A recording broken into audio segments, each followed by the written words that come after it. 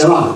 في الجو اللي احنا عايشين فيه ده مش بس الناس اللي بتشتكي من الحراره، الموبايلات كمان ما بتتحملش الحراره.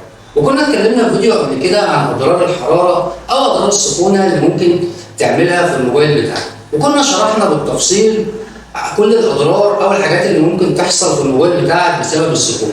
هسيب لك الفيديو في الوصف تحت الفيديو ده، ولو بتشوفني على فيسبوك هتلاقيه على قناتي على يوتيوب، روح شوفه. لازم تشوف الفيديو ده، الفيديو ده فيه معلومات كتير مهمه وهتفيدك قوي عشان تحافظ على تليفونك من السخونه. اما الفيديو ده بقى اقول لك على شويه حاجات بسيطه كده لازم تاخد بالك منها عشان تحافظ على موبايلك من السخونه في الجو الحر ده.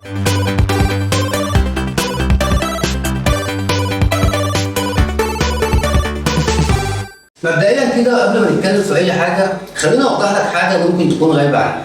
اي موبايل في الحر ده لازم يسخن، كل الموبايلات بتسخن بلا استثناء، لكن لو طبقت اللي هقول لك عليه موبايلك مش هيسخن زياده. وعشان نبقى صراحه وما تقولش ان انا ضحكت عليك، مش هنقدر نمنع السخونه لكن هنقللها.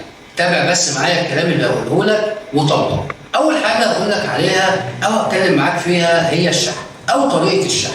ما تشحنش بطاريه تليفونك مره واحده، بمعنى انك ما تخليش بطاريه تليفونك على الشحن فتره طويله، ما تسيبش تليفونك على الشحن فتره طويله لان اي بطاريه بتسخن وهي بتشحن، لكن في الجو الحر ده هتسخن زياده، وهتسخن زياده قوي وممكن تضر. ومش بس البطاريه اللي هتضر، الشاشه كمان ممكن تطبع، ومع السخونيه الشاشه بتفصل. بطاريه يوسف اللي واقف ورا الكاميرا ده لما سخنت عملت كده. حصل يا يوسف؟ حصل.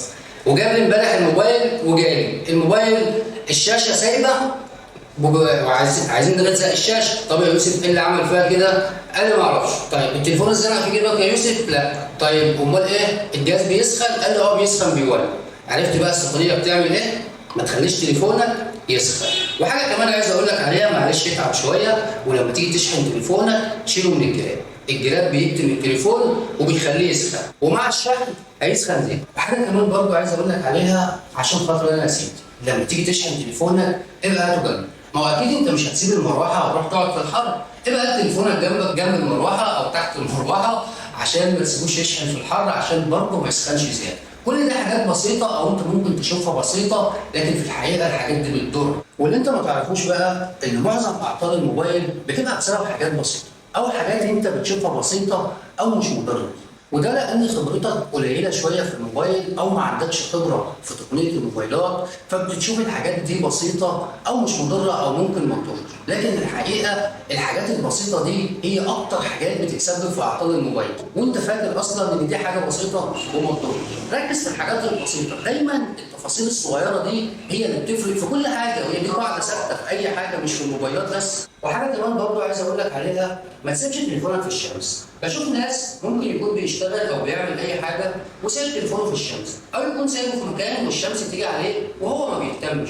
وممكن برضه تلاقي واحده ست واقفه في المطبخ وسايبه تليفونها جنب بوتاجاز او جنب حاجه سخنه فالموبايل يسخن، وبرضه هي ما بتهتمش.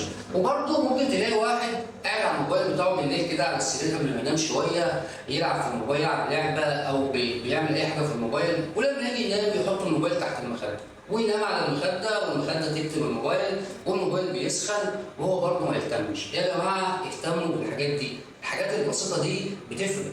واليومين الحر اللي احنا فيهم دول الموبايل بيسخن لوحده، فما بالك بقى لما انت تعرضه لحاجه تسخنه زياده. حاجه كمان برضه عايز اقول لك عليها، في اليومين الحر دول خد بالك من العرق. تليفونك بيعرق في جيبك، والعرق بيعمل رطوبه، والرطوبه دي بتاثر على سيبه الشحن وعلى السماعات، ولما الرطوبه بتزيد بتاثر على البطاريه وعلى المعالج نفسه وعلى الشاشه. وركز قوي على حته الشاشه دي.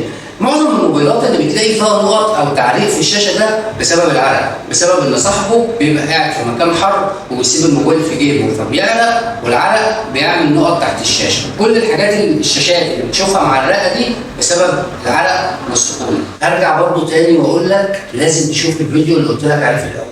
الفيديو ده فيه معلومات كتير مهمه قوي لازم تكون عارفها عشان تعرف تحافظ على تليفونك. وقبل ما اقفل بقى عايز اقول لك على حاجه، الفيديو ده لازم تعمله لايك. تعالى كده اقعد معانا في الاستوديو ده وشوف اللي احنا فيه. نسيبنا نجيب حجر للمايك وجينا نشغل المايك ما اشتغلش، اضطرينا نصور بالكاميرا من غير مايك. طبعا عشان الكاميرا ما فيش مايك، المروحه اتقفلت والباب اتقفل، شايف العلق؟ كل ده عشان خاطر هتقول لي ماليش فيه، لا ليك فيه، احنا بنعمل الفيديو ده عشان وفي النهايه يا رب اكون قدرت افيدك بمعلومه ولو بسيطه. لو استفدت حاجه من الفيديو يا ريت تدعمه بلايك، ولو ما استفدتش برضه من الفيديو دعمه بلايك. ما هو انت ما دام كملت معايا الفيديو لحد الاخر يبقى الفيديو عجبك، وما دام الفيديو عجبك الطبيعي انك تعمل له لايك. المهم يا رب اكون قدرت افيدك، ولو قدرت افيدك يا صاحبي يبقى الطبيعي زي ما قلت لك دعم الفيديو بلايك، واشترك في القناه لو مش مشترك، وفعل الجرس عشان توصلك كل فيديوهاتنا اللي جايه. تحياتي والسلام عليكم.